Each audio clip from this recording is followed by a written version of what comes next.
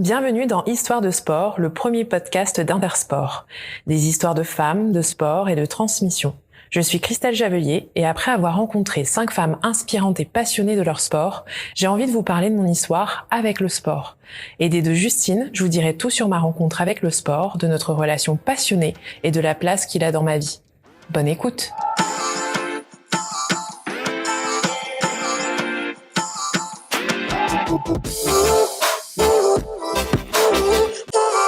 Bonjour Christelle et bienvenue en tant qu'invitée du podcast Histoire de sport. Bonjour.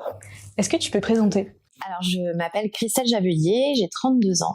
Je vis à Paris depuis 14 ans et je suis passionnée de sport. D'ailleurs, j'en ai fait mon métier. Je suis coach sportif depuis 5 ans maintenant.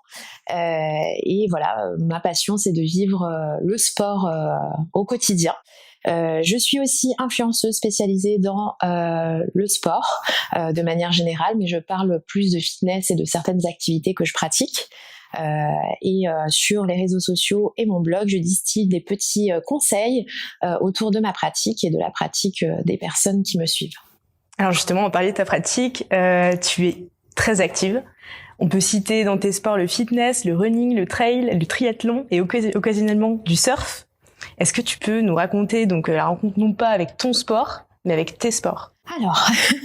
Alors, on pourrait rajouter encore plein de sports. J'imagine.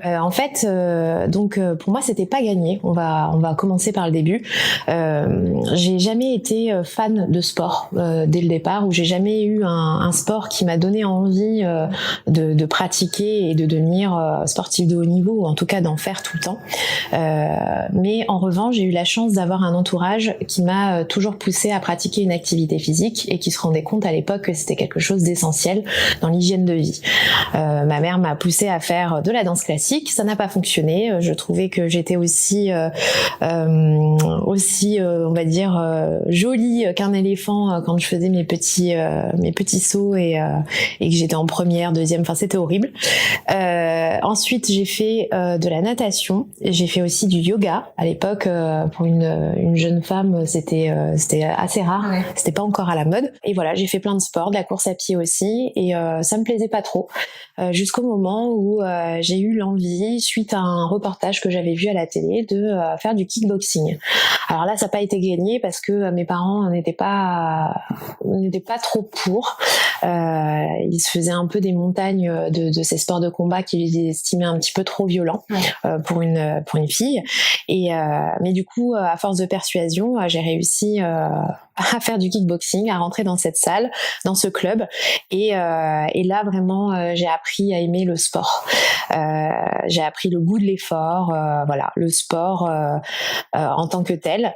Et ça m'a donné envie de pratiquer d'autres sports, dont le fitness. Le fitness, en fait, je le faisais dans le cadre de ma préparation physique pour mes entraînements de kickboxing.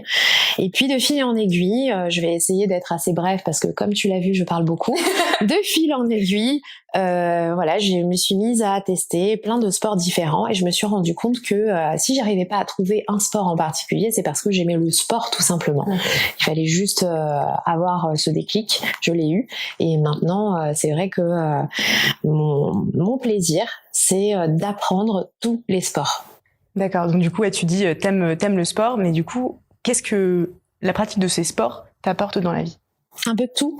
Je transpose tout ce que j'apprends dans la pratique d'un sport ou dans l'apprentissage d'un sport dans ma vie de tous les jours. C'est-à-dire de la confiance en soi, le fait de pouvoir déplacer des montagnes, gravir des montagnes lorsque je fais du trail, de pouvoir tenir un effort sur de longues périodes quand je fais du running ou même du trail ou du triathlon, me sentir forte lorsque je fais du kickboxing ou du training de haute intensité, voilà, donc ça m'apporte physiquement puisque je me renforce, mais ça me renforce aussi mentalement et je me sens bien dans mes baskets, dans ma peau, je trouve ma place grâce au sport, je m'épanouis. Donc c'est ça qui te motive du coup dans la pratique de tes sports, c'est la confiance en soi, la force physique, la force mentale? C'est pas ma motivation, on va dire que ça c'est une conséquence. Ouais. Ma motivation, c'est l'apprentissage. Et je pense que c'est le fil conducteur, le fil rouge. Si je pratique autant de sport et que j'arrive pas on va dire, à me concentrer sur une activité, c'est parce que j'aime apprendre.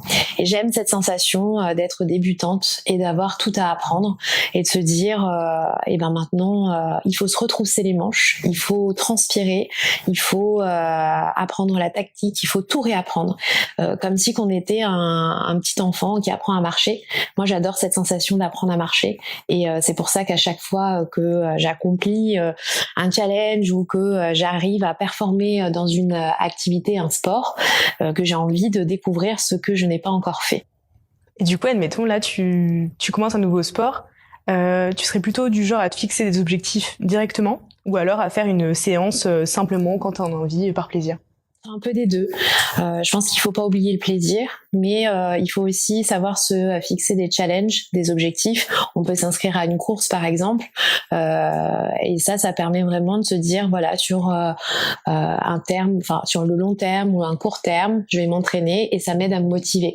Parce que la motivation pour le sport, il faut pas croire que c'est quelque chose de linéaire, c'est quelque chose qui évolue, c'est comme des émotions, des sentiments, et un jour on va se lever, on aura une motivation d'en faire, et le lendemain on sera un peu plus fatigué, ça sera un peu plus difficile dans la vie de tous les jours, et on n'aura pas envie. Donc il faut l'entretenir, cette flamme, c'est comme l'amour, il faut l'entretenir, et pour ça il faut faire du sport pour le plaisir, il faut faire du sport pour l'apprentissage, et faire du sport aussi pour la performance, et se sentir vivant, fort, et voilà, conquérant. Est-ce que tu aurais un souvenir, une anecdote à nous partager en rapport avec ta pratique sportive? Bizarrement, le souvenir qui me vient tout de suite en tête, c'est pas un bon souvenir, mais je pense que ce sont les mauvais souvenirs dans le sport qui nous renforcent plus que les bons.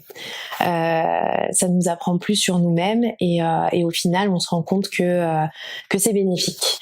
Donc le pire souvenir, c'est un trail, donc c'est le Haut-de-l'Eau Trail vanoise, qui se situe dans le Val d'Isère. Du coup, c'est un trail de 19 km, a priori rien de particulier, un beau dénivelé, mais c'est assez court. C'était mon premier trail, et je me suis pas vraiment préparée pour ce trail. Voilà, je me suis dit allez, on va y aller au talent, comme on dit. Je vais courir un petit peu, mais voilà. Et puis je l'ai subi, ce trail, non seulement parce que j'ai eu le mal des montagnes, j'étais pas habituée justement à avoir cet oxygène, etc. Et puis il y avait le dénivelé, il y avait le terrain qui était accidenté, il y avait plein de choses, tout plein de choses qui ont fait que j'ai été en échec, que j'ai souffert, que j'ai pleuré pendant la course, que je me suis sentie faible, que je m'en suis voulu de ne pas m'être entraînée plus, et ça m'a donné aussi ma plus belle leçon, et je me suis dit maintenant je saurais préparer un événement comme celui-ci, je ne prendrai plus aucun événement à la légère, et surtout je vais re-signer pour mon prochain trail, même si celui-ci je l'ai détesté. D'accord. Et donc ça m'a vraiment donné envie d'en faire plus. Donc oui, c'est un mauvais souvenir, mais qui est heureux au final. Alors tu en as un petit peu parlé tout à l'heure avec le kickboxing.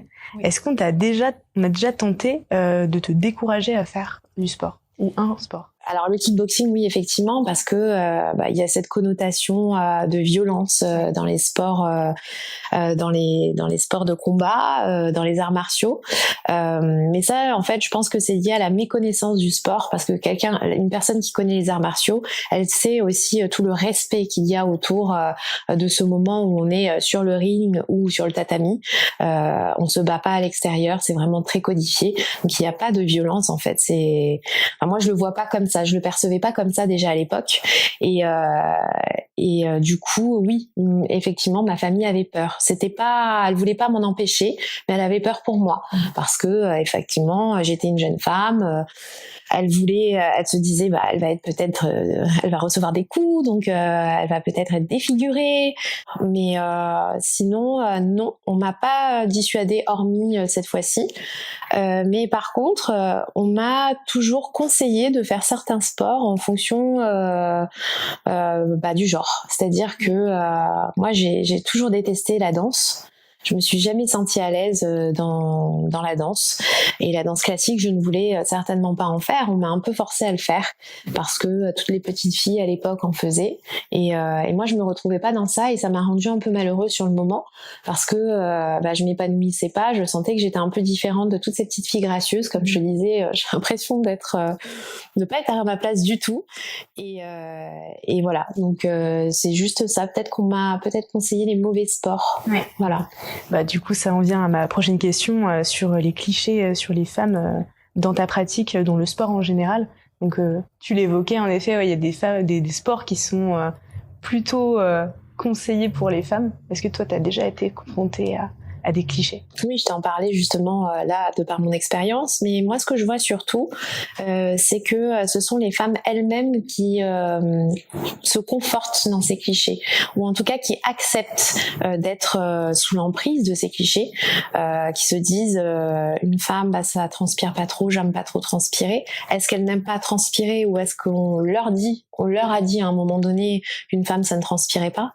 Voilà, donc il y a beaucoup de femmes en fait qui pensent qu'elles ne sont pas capables parce que le sport qu'elles veulent pratiquer est plutôt un sport de force. On dit plutôt que les femmes sont faites pour l'endurance, pour les sports avec grâce, etc., le yoga. Moi, je pense que le sport, il est fait pour tous. Les femmes ont découvert le sport un peu plus tard que les hommes, malheureusement. Et je pense qu'il leur reste encore des années pour pouvoir s'exprimer à travers le sport et les sports, tous les sports. Donc toi, tu es du coup Instagrammeuse sportive, lifestyle sportive. Quand est-ce que tu as envisagé d'intégrer ta pratique sportive au sein de ton métier? Alors j'ai pas commencé par Instagram, j'ai commencé par un blog. J'écrivais, je parlais un petit peu de ma vie de tous les jours. C'était un journal intime qui était en ligne, voilà. Et à l'époque, je me disais mais qui peut lire ça? Et quand je voyais qu'il y avait des visiteurs sur mon site, je me disais waouh, il y a des gens qui ont lu ce que j'ai écrit, mais pour de vrai quoi. Et puis en fait, j'étais très sportive à l'époque. J'étais étudiante et c'est ma sœur qui m'a soumis une idée, qui m'a dit écoute, pourquoi tu parles pas de sport? Parce qu'en fait, tu fais que ça. Tu fais 1 à 2 heures de sport par jour, c'est énorme. Pourquoi tu parles pas de cette passion que t'as? Et je suis sûre que je fais mais qui ça peut intéresser en fait? Pour moi, il y avait les sportifs de haut niveau. Et puis après, on n'en parlait pas. On allait dans son club, ou dans sa salle de sport, mais on n'en parlait pas trop. Et parler du sport amateur, je voyais pas ce qu'on pouvait dire. Et j'en ai parlé un petit peu, voilà, de ma pratique, au point que je me suis rendu compte que ça intéressait plus de monde que ça, parce que les gens sont un peu déconcertés, ils savent pas quel vêtements acheter, quelles chaussures acheter, comment s'équiper. C'est un peu compliqué en fait. On n'est pas trop informé là-dessus. Et puis j'ai commencé à me renseigner, à faire un bon travail de journaliste parce que j'étais journaliste avant, mais en étant spécialisée dans le sport. Et ça a tellement bien fonctionné. Et puis je me suis tellement épanouie dans ce nouveau rôle que j'ai décidé de passer mon diplôme de coach sportif pour pouvoir avoir une expertise adéquate, nécessaire, et pouvoir dire des choses fondées. Voilà, ne plus parler uniquement par passion, mais parler aussi par métier, et pouvoir conseiller au mieux les personnes qui me suivent. Quand tu as passé ce diplôme de coach, est-ce que le regard des gens sur toi a changé? Non, pas vraiment. Pas vraiment, en fait. Alors, c'est vrai que le passage entre influenceuse dans le domaine du sport et coach sportif a été un peu compliqué. C'était difficile à associer les deux. C'est difficile d'être les deux parce que c'est vrai qu'on parle de sport et de notre expérience, mais là il y a aussi ce côté expertise et parfois c'est vrai que les gens encore à l'heure actuelle ont du mal à associer les deux. Donc ils me voient que sous cette casquette d'influenceuse ou la casquette de coach sportif. Moi, je déteste les cases justement, et je pense qu'on peut être plein de choses, on peut être les deux. Donc je fais tout en fait pour que ça soit accepté et qu'on puisse reconnaître que je peux très bien parler de mon expérience de sportive. Et de parler aussi de mon expérience de coach sportif. C'est deux choses différentes, mais qui sont complémentaires. Et est-ce qu'il y aurait une sportive que tu admires tout particulièrement? J'ai du mal avec l'admiration de manière générale parce que c'est un mot très fort. Par contre, j'ai des personnes qui m'inspirent. Bon, déjà, toutes les sportives qui ont des médailles olympiques m'ont inspirée et m'inspirent. Je pense au futur là parce qu'on a bientôt les JO qui arrivent et j'espère qu'on aura beaucoup de médaillés cette année. Ouais, après ça reste dans le monde de la boxe parce que au final c'est vraiment la boxe, même si après je m'en suis un peu détachée et que je me suis ouverte à d'autres disciplines.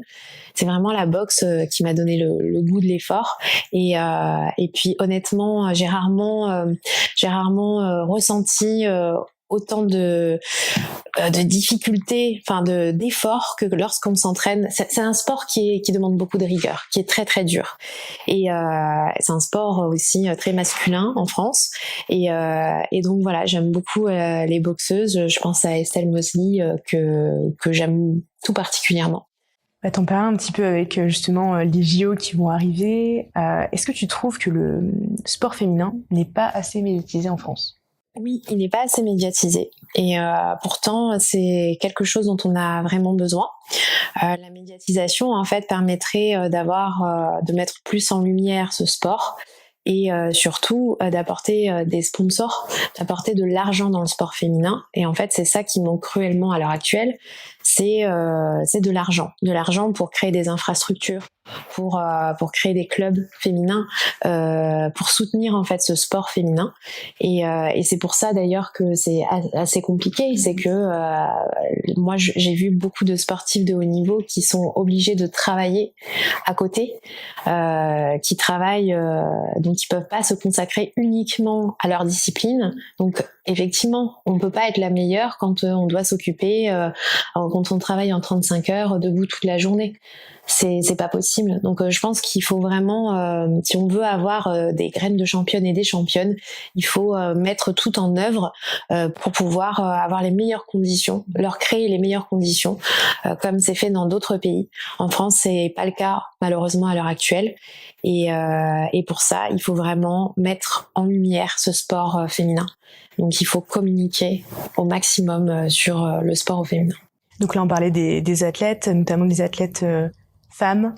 Mais qu'est-ce que tu dirais à une femme qui n'ose pas se lancer dans la pratique, soit dans l'un de tes sports ou dans le sport tout court ?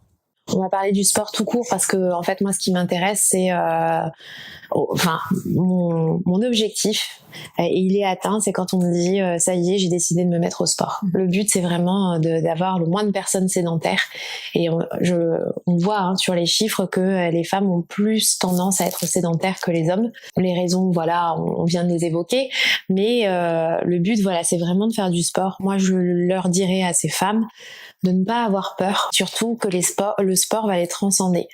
Le sport, c'est quelque chose qui permet de transformer la fatigue mentale en fatigue physique.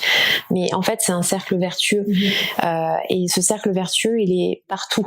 Il est dans le physique, mais il est aussi dans le mental. Elles vont pouvoir s'affirmer, s'extérioriser physiquement mais aussi au travail, dans leur vie de famille. Elles vont pouvoir conjuguer plein de choses en même temps, être multitâches. Donc c'est un moteur, ça permet de s'épanouir quoi. Donc moi quand on me dit sport égale bonheur, je fonce quoi. Donc il n'y a pas de limite, il faut vraiment juste trouver la bonne activité, celle qui va créer ce déclic. Et justement, dans les raisons qui peut-être empêchent les femmes de se lancer dans le sport, on dit souvent que les femmes manquent de temps.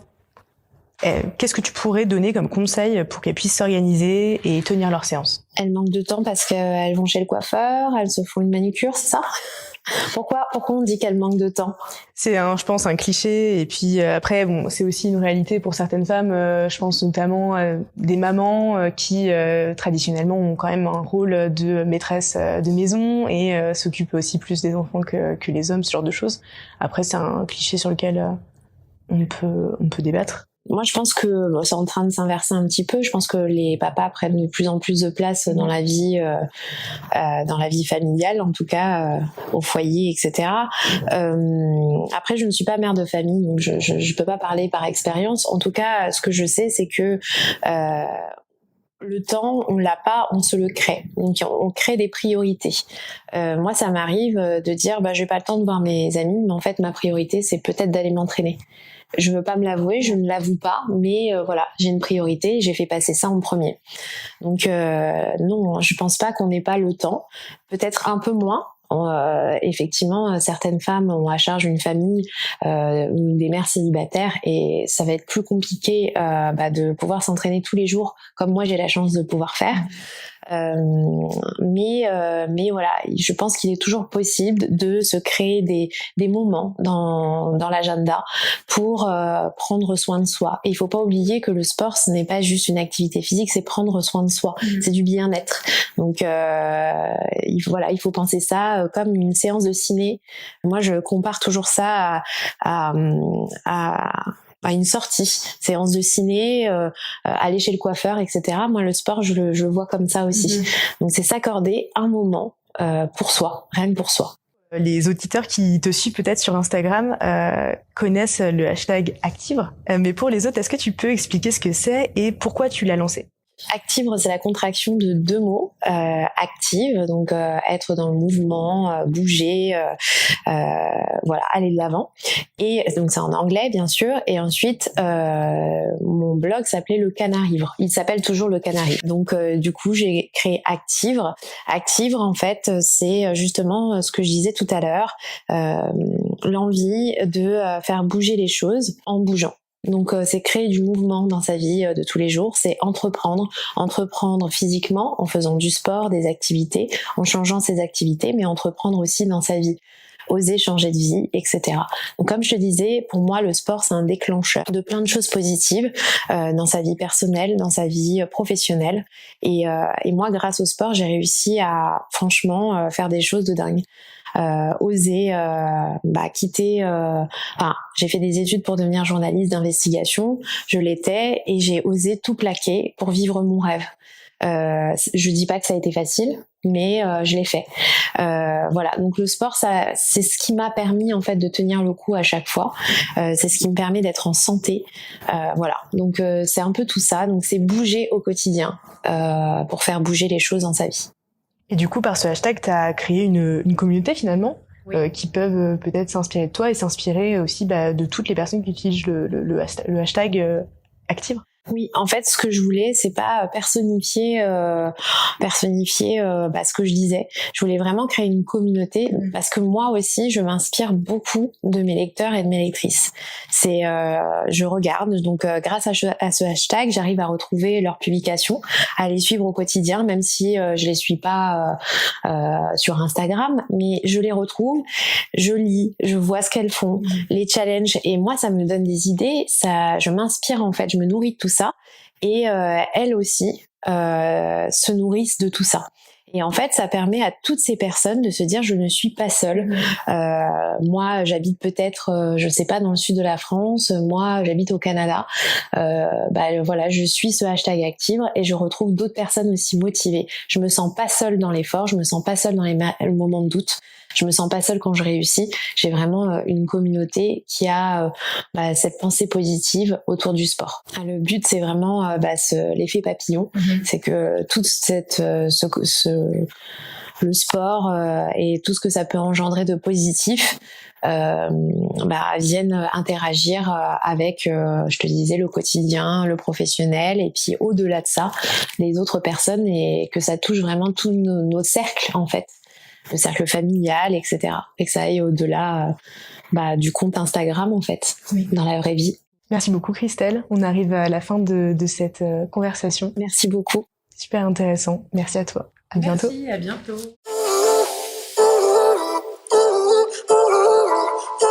Merci à Justine pour cette interview. Cette discussion clôture notre série de portraits de femmes passionnées de sport. J'espère que ces conversations vous auront inspiré à aller à la rencontre de votre sport idéal. Continuez à entretenir la flamme avec votre sport de cœur. Encore merci pour votre écoute de Histoire de sport et à très bientôt.